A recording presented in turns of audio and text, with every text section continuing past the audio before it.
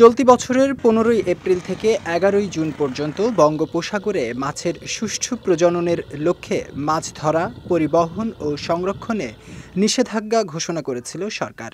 এবারই প্রথম প্রতিবেশী দেশ ভারতের সঙ্গে মিল রেখে এই নিষেধাজ্ঞা দেয়া হয়।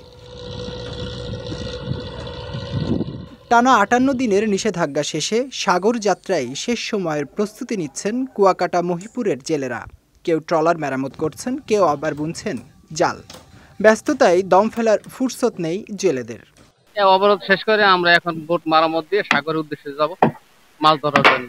আমরা জেলে যারা আছি তারা সাগরে নামার জন্য, মাছ ধরার জন্য প্রস্তুতি নিতেছি এবং আমরা আশা করি এবছর আল্লাহর রহমতে নদীর রেজাল্ট ভালো হবে। এবছর যে হঠাৎ নদীর অবরোধ হয়েছে ভারতের সাথে মিলেই আমরা তাতে খুশি। নিষেধাজ্ঞার পর সাগরে এবারও মাছ ধরা না পড়লে পেশা বদলের সিদ্ধান্তের কথা জানিয়ে অনেকের অভিযোগ, নিষেধাজ্ঞা চলাকালে সরকারের ঘোষিত প্রণোদনা পাননি তারা। বাস গুছাইছি, আমরা সাগরে যাবো, আল্লাহ পাক মাছ পোনা দিলে তো ভালো, না পাইলে তো পথে বসে যাবো।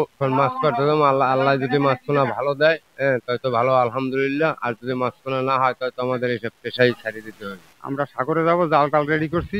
সাগরে যাই যদি মাছ পাই আমরা লাভবান হবো, মাছ যদি না পাই তো আমরা এই ব্যবসা বাণিজ্য করবো না, ব্যবসা বাণিজ্য ছেড়ে দেবো।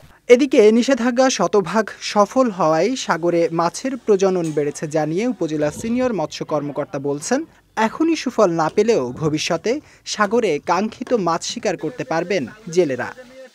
৫৮ দিনের যে আমাদের যে অবরোধ, এটা যখন আমরা সফল করতে পেরেছি, আমরা আশা করছি যে আমাদের সমুদ্রে মাছের যে সংখ্যার যে একটা কমের দিকে যাচ্ছিল সেটা আস্তে আস্তে বৃদ্ধি পাবে এবং আমরা আশা করি যে আমাদের জেলেদের যে কাঙ্ক্ষিত লক্ষ্য, তাদের বোট ভরে যে মাছ, সে মাছ অবশ্যই তারা দেখা পাবে।